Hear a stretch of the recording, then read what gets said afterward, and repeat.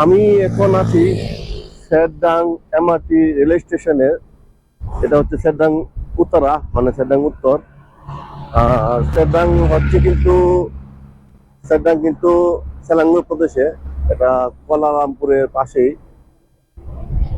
রাস্তা পার হয়ে নেই আগে। এটা হাইওয়ে রোড। সামনে সামনে সিগন্যাল করছে, অবশ্য রাস্তা পার হওয়া যাবে এখন।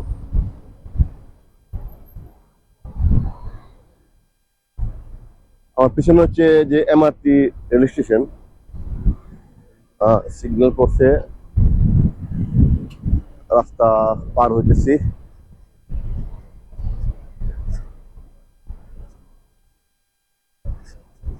সেরডাং হচ্ছে সেলাঙ্গুর প্রদেশের মধ্যে পড়ছে।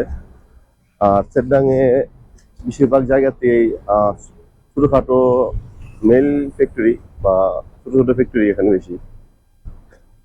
তো মালয়েশিয়াতে সেলাঙ্গুর প্রদেশ কিন্তু আসলে অনেক বড়।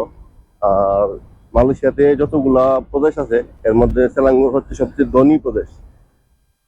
এর কারণ হচ্ছে সেলাঙ্গুর প্রদেশে সবচেয়ে বেশি মেল ফ্যাক্টরি, এগুলো সব সেলাঙ্গুরে। আর কুয়ালালামপুরের চারপাশেই সেলাঙ্গুর, মাঝখানে কুয়ালালামপুর। তো এখন আমি একটা মহল্লার দিকে যাইতেছি। এই মহল্লাটা আসলে একটা গ্রামের মতোই, আবাসিক এরিয়াও, আবার ওখানে কিছু ছোটখাটো ফ্যাক্টরি আছে। বিশেষ করে ওখানে জুতা ফ্যাক্টরি আছে, কিছু কিছু আছে প্রেস, বই ছাপানো হয় ওখানে। তো মালয়েশিয়াতে আমাদের উপদেষ্টা আসিফ নজরুল সাহেব কিছুদিন আগে আসছিল। তো মালয়েশিয়াতে নতুন ভাবে লোক আনার জন্য নাকি একটা আলোচনা হয়েছে। গত 2 বছর আগে যে কুলিং এ সব লোক আসছিল, এর মধ্যে অনেকেই আসা কাজ পায় নাই। কাজ না পাইয়া গত 1 বছরের মধ্যে 1 লক্ষ মতো লোক আবার দেশে ফিরে গেছে। তো এখন যদি আবার নতুন করে লোক আনে, যারা আসবে হয়তো দেখা যায় কি কেউ 5 লক্ষ 6 লক্ষ টাকা দিয়ে আসবে। আসাতে কি এর মধ্যে শতকরা 30 জন কাজ পাবে, আর 70 জনই মানে কাজ পাবে না বা প্রতারণার শিকার হয়। যাক, এটা হচ্ছে একটা মসজিদ। মসজিদের নাম হচ্ছে মসজিদ আল ইসলাহ। মসজিদ আল ইসলাহ, মসজিদটা এটা মসজিদের আল ইসলাহ। মসজিদের ভেতরের দিকে এটা ঢুকি। মসজিদটা খুব বেশি বড় না হলেও কিন্তু অনেক সুন্দর। মালয়েশিয়াতে মসজিদ কিন্তু খুব, মানে আমাদের দেশের মতো জায়গায় জায়গায় মসজিদ নাই, কিন্তু যেসব মসজিদ গুলো আছে না, এগুলো খুবই সুন্দর সুন্দর মসজিদ।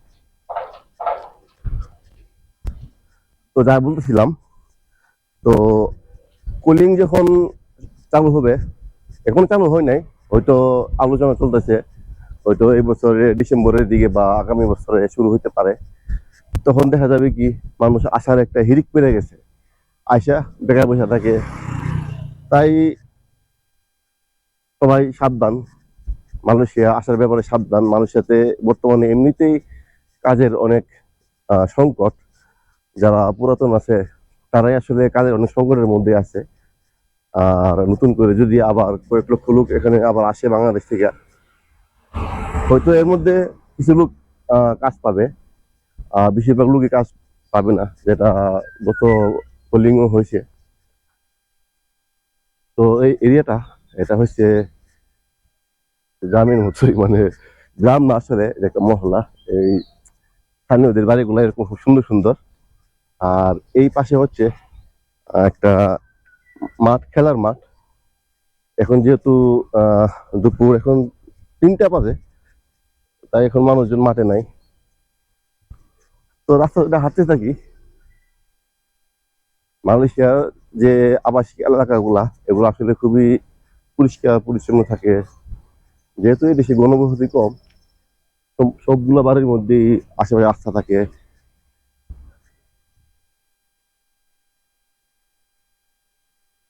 তো যাই হোক, কথা হচ্ছিল মালয়েশিয়ার কুলিং নিয়ে। তো কুলিং এর ব্যাপারে, মালয়েশিয়ায় আসার জন্য কেউ আহামরি যাতে পাগল না হয়, কারণ মানুষের অবস্থা এমনি ভালো না, আবার অনেকে আসে, আমি 70-100 জনের মধ্যে 30 জন হয়তো ভালো থাকে, বাকি 70 জনই থাকতে পারে না। আবার বাড়ি থেকে টাকা নিয়ে এসে আবার দেশে ফেরত দিতে হয়। এরকম অনেক আমি দেখছি, অনেকই দেখছি। 4 মাস 5 মাস বসে থাকার পরে তারপর দেশের থেকে টিকিটের টাকা আইনে আবার চলে গেছে। আচ্ছা, যাই হোক, তো আজকে এখানেই রাখি, আবার কথা হবে। আল্লাহ হাফেজ।